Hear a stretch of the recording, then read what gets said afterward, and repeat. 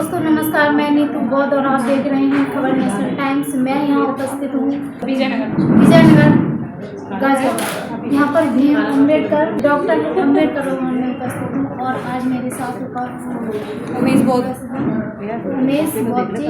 आज आप बताइए क्या रमाबाई जो हमारे बाबा साहेब की पत्नी नहीं है, आज के बारे में आप सभी को दर्शकों को मेरा नमो जय भीम। और सबसे ज़्यादा आभार है मेरा इस मीडिया को जो हमारी बातों को जन जन तक पहुँचाता है।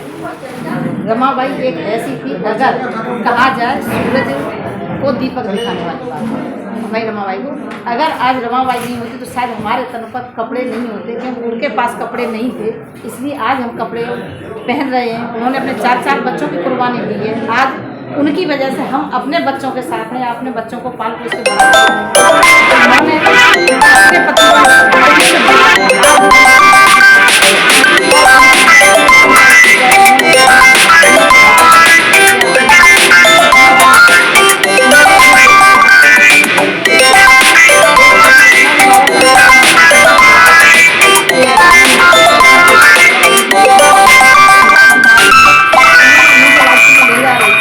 पर जब उनकी सुन कर गए तो उन्होंने उस हिंदू को हमारे लिए कुर्बान कर दिया कि लाखों करोड़ों बहनें हैं आज जो हिंदू हैं कि हम इनके सारे जी, लेकिन उन्होंने अपनी बच्ची का इलाज न कराया। बाबा साहब के पास पैसे भेजे कि पढ़ लिख करके ये समाज का नाम रोशन करेंगे और हमारे दलित बच्चे शोषित समाज को आगे लाएंगे। और इन्हीं बेटियों में उन्होंने हिंदू को ढूंढा। आज हजारों हिंदू सिर्फ उनकी वजह से। आप बताइए, आप क्या कहेंगे रमाबाई में? उन्होंने त्याग की मूर्ति, बलिदान की, साहस की फूल, एक प्रतीक रमाबाई जो हमारी माता रमाबाई है उनके।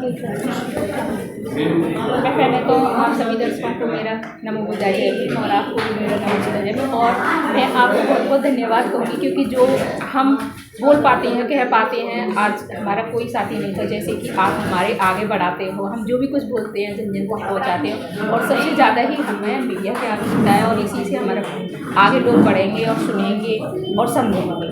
तो मैं आपको बहुत बहुत धन्यवाद करूँगी और बहुत बहुत साधुवाद करूँगी।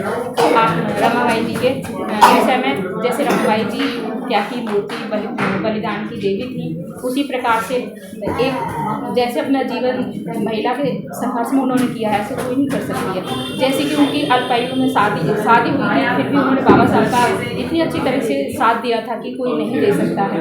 इतनी छोटी आयु में शादी होती हुई भी उन्होंने अपने ऐसे घर को संभाला, बाबा साहब को बाहर पढ़ने के लिए भेजा और उन्होंने बिल्कुल भी ब्लेम नहीं किया कि आपको पढ़ना है। और कभी भी ऐसे ही उनकी दखलबाजी नहीं की कि आप बाहर पढ़ने नहीं जाएंगे, और उन्होंने उनका हर टाइम साथ दिया।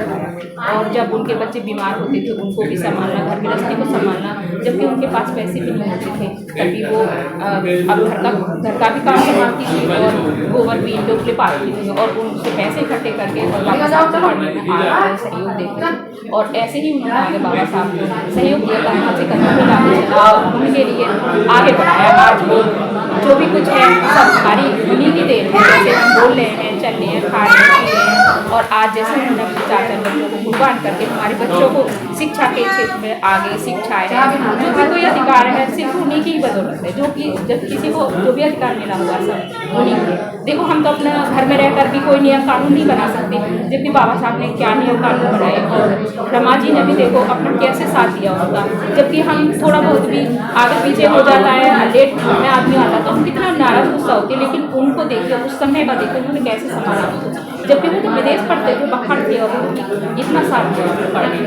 और जब बाबा साहब ने कोई भी ऐसा नहीं है जो कि महिला के लिए अधिकार नहीं दिया हुआ और जो हमारे लिए नहीं दिया हो।